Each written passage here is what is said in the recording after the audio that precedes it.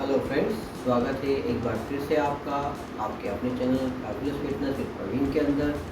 मैं आपका होस्ट और वेलनेस कोच प्रवीण। फ्रेंड्स, जैसा कि आप जानते हैं, आज के समय में बहुत तेज़ी से परिवर्तन आ रहा है।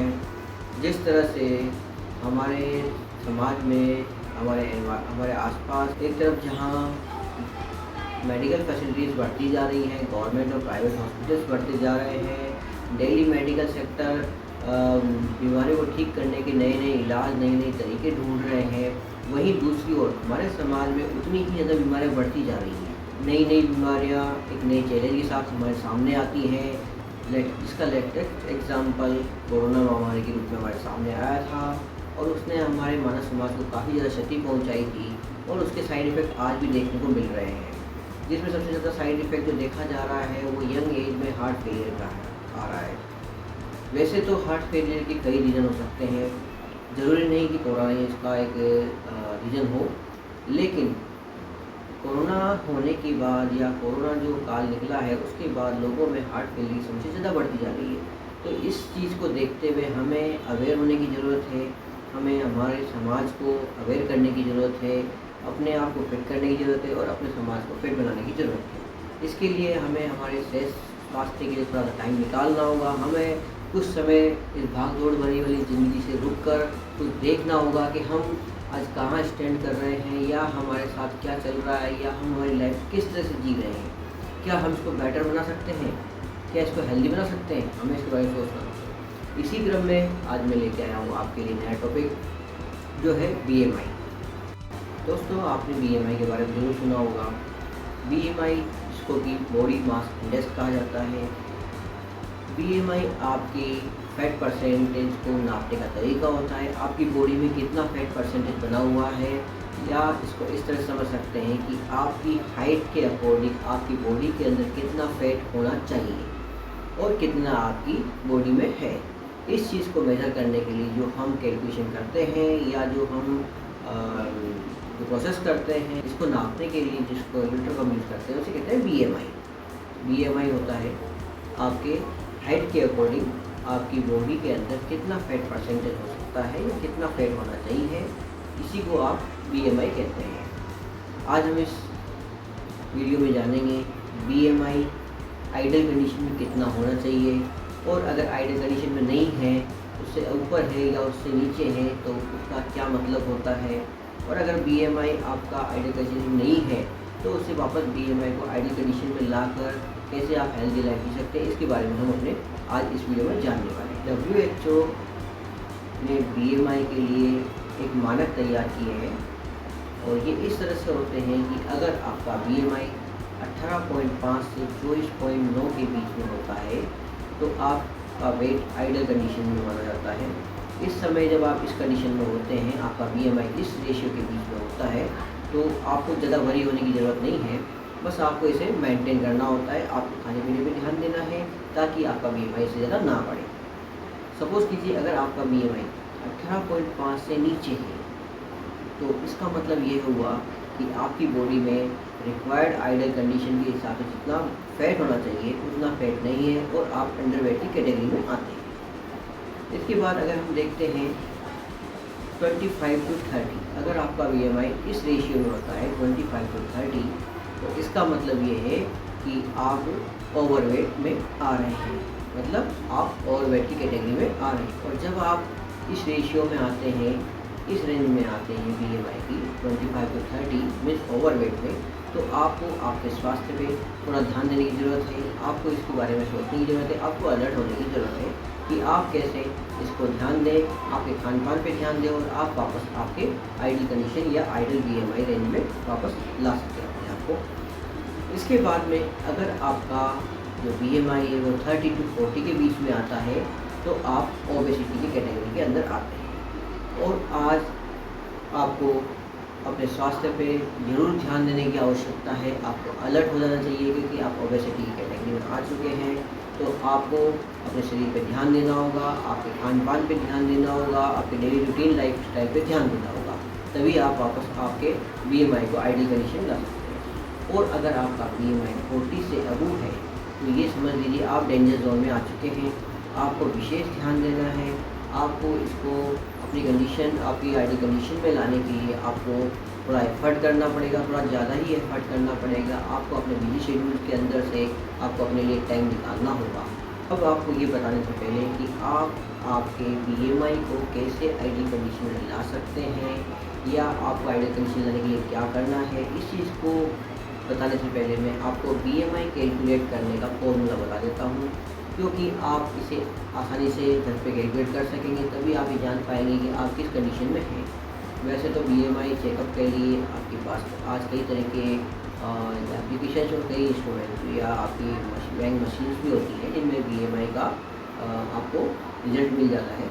लेकिन एक सिंपल फॉर्मूला होता है बीएमआई निकालने का, जो कि होता है आपके जो आज का जो वेट है, उस वेट आपका किलोग्राम में होना चाहिए और उस किलोग्राम में जो वेट है उसको आपको डिवाइड करना होगा आपकी हाइट की स्क्वायर मीटर में। Means BMI is equal to weight in kilogram divided by height in square metre. दोस्तों, ये तो हुआ BMI निकालने का फॉर्मूला। अब मैं आपको बताऊंगा कि आपको अगर BMI में आप ओवरवेट हैं, आप ओबेसिटी कंडीशन में आ चुके हैं, तो आपको क्या करना है। ओवरवेट की कैटेगरी में है, मीन्स आपका जो BMI है वो 25 से 30 के बीच में आ रहा है, तो आप अलर्ट हो जाइए। आप डेली रूटीन में एक्सरसाइज का पार्ट बढ़ा दीजिए। आप आपके फूड पे वॉच कीजिए, आप क्या इंटेक कर रहे हैं।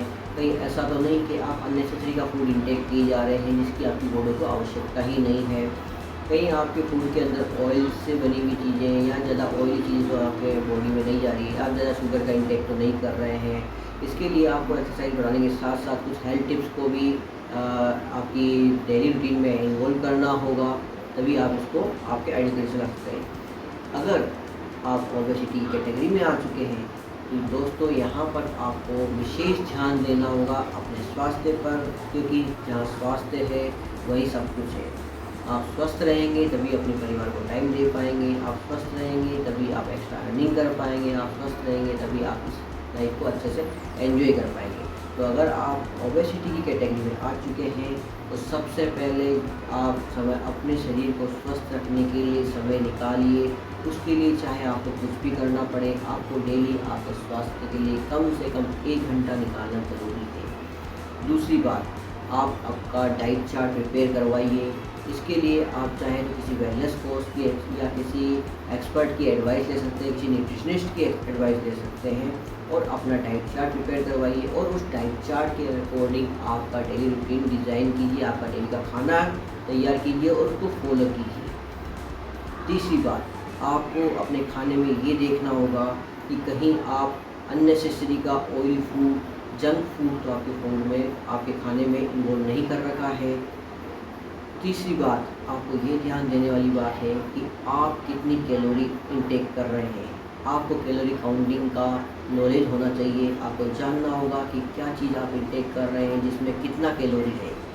अगर आप कैलोरी काउंटिंग सीख जाएंगे तो आप ये समझ जाएंगे कि आप अपने BMI को कैसे कंट्रोल में ला सकते हैं, क्योंकि जितना कैलोरी आप इंटेक करते हैं लगभग उतना ही कैलोरी आपको बर्न भी करना होगा, तभी आप आपके आइडियल वेट पे आ सकेंगे। अदरवाइज़ अगर आपका कैलोरी इंटेक बढ़ता जाएगा और उस पर वर्कआउट आपका कम रहेगा, आपकी एनर्जी लेवल कम होगा, तो आपका फेट बढ़ता जाएगा और फेट बढ़ेगा तो आपका BMI बढ़ेगा और उसके बाद में आप न जाने कितनी अनगिनत बीमारियों की तरफ आप अपने शरीर को, अपने आप को धकेल देंगे।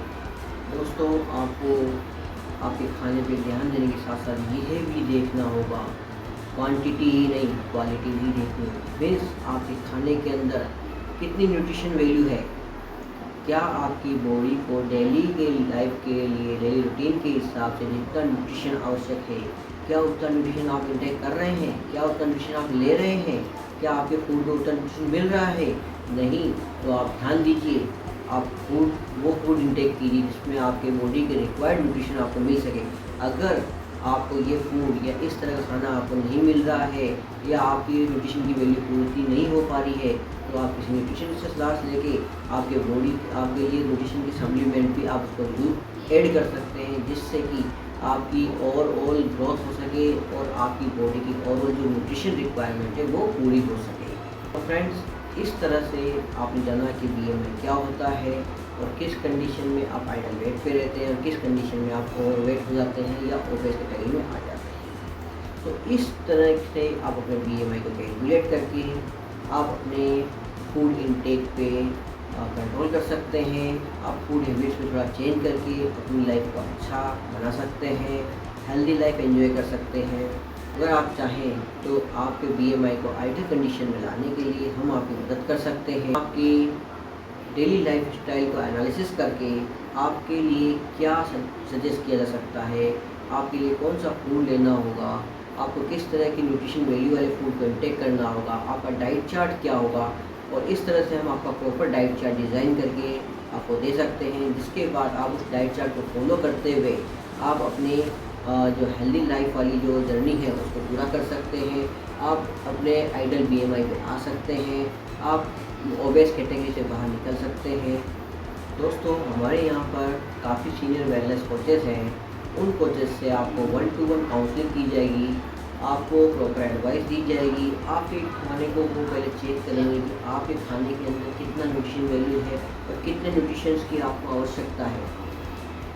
तो इन सब चीज़ों की जानकारी और प्रॉपर गाइडेंस आपको यहाँ से आपको प्रोवाइड होने वाला है। तो अगर आप भी चाहते हैं फैट टू फिट की जर्नी को पूरा करना, तो आप लोग हमसे जुड़ सकते हैं। और हमसे जुड़ने के लिए आप नीचे दिए गए नंबर पर कांटेक्ट कर सकते हैं। डिस्क्रिप्शन दिए बॉक्स में दिए गए फॉर्म को फिल करके आप हमसे कनेक्ट हो सकते हैं।